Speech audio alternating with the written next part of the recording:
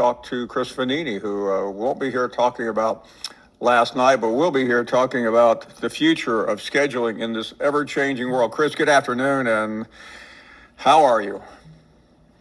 Good to be here. I watched that game last night. Fantastic game. March Madness is going to be a lot of fun. About a month away. I can't wait. Yeah, no, it was pretty remarkable, and the fact that everybody on the team was eligible on both sides. Chris, let's talk about scheduling a little bit, because every day you see another headline. I don't know how much truth there is in any of them, that this one's out, that one's out. These are the big games for next year. That has been that has survived. But what about the future? What is going on here with as we remain with a 12-team college football playoff?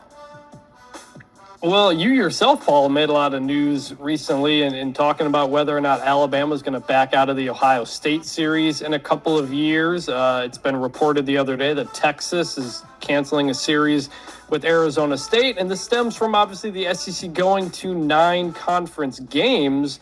But I think it's a bit short-sighted for a few reasons and kind of goes backward from where we've been. The move to the 12-team playoff invited a lot of these big non-conference games that we're getting again, because you don't need to be undefeated to make a 4-team playoff. You can have a loss or two or get in. And I think we've seen through the couple of years of the 12-team playoff, having a big non-conference win can help you. It helped Miami get in over Notre Dame last year. Vanderbilt was left out. I know everybody likes to point to Texas. They're kind of a unique spot, but even Chris Del Conte, the AD, said recently, I don't want to dumb down the schedule to try to get in. He doesn't think that'll work. And you need fans to attend your games, and usually bigger games will do that. Yeah, and it's easy to point to that loss at Ohio State, but it was really the Florida loss that kept Texas out of the CFP. We don't know some of these games in the future, but it seems like that 9-game schedule that it seemed like everybody wanted has backfired a little bit. What are your thoughts on the so far reaction to where we are there without 16 or more in the CFP? You had to go to 9 conference games because the conferences are just so big that they require it. I mean, Georgia hasn't gone to A&M yet, I think, right? And A&M joined the conference well over a decade ago. The conferences have gotten so big now that we don't know who the best teams in these conferences are, because the schedules can be way out of whack within the conference. We saw that with Texas A&M last year. They go on this great run to 10-0 and 11-0, but they hadn't played anybody in conference all that good, and they lose to Texas to close the regular season. Indiana, 2 years ago, not last season, the year before, turned out to have a pretty easy conference schedule and makes the playoff with 1 loss.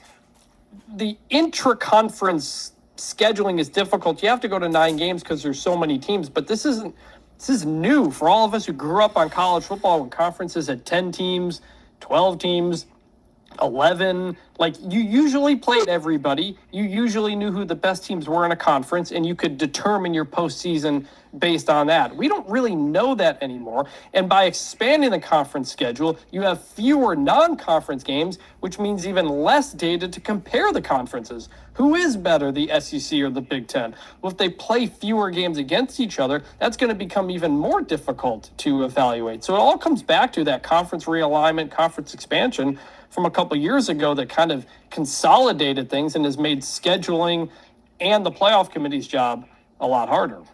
Chris, we finally got a peek into this 24-team CFP proposed by Tony Petitti. I don't know too many people who like it, but where are you on that, and what is the chance of finding some happy ground in the middle?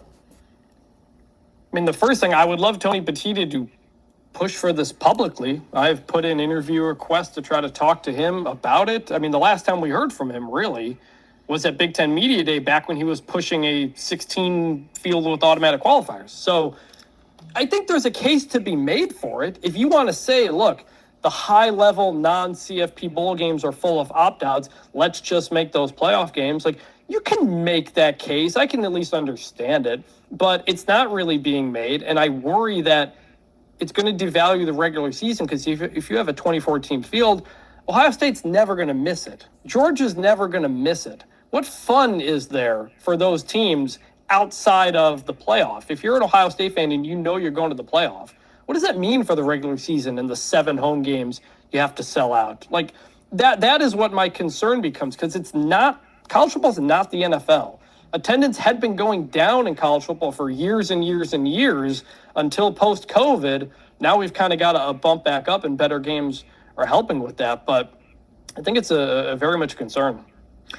We are still in that nomad's land where spring hasn't started. The season is now in our rearview mirror, but people want to talk college football and are looking at the portal and looking at what it looks like in a couple of months. Just the portal seemed like it helped a couple of teams. What was your takeaway, Treetop, from the portal, and what does it mean for the upcoming season?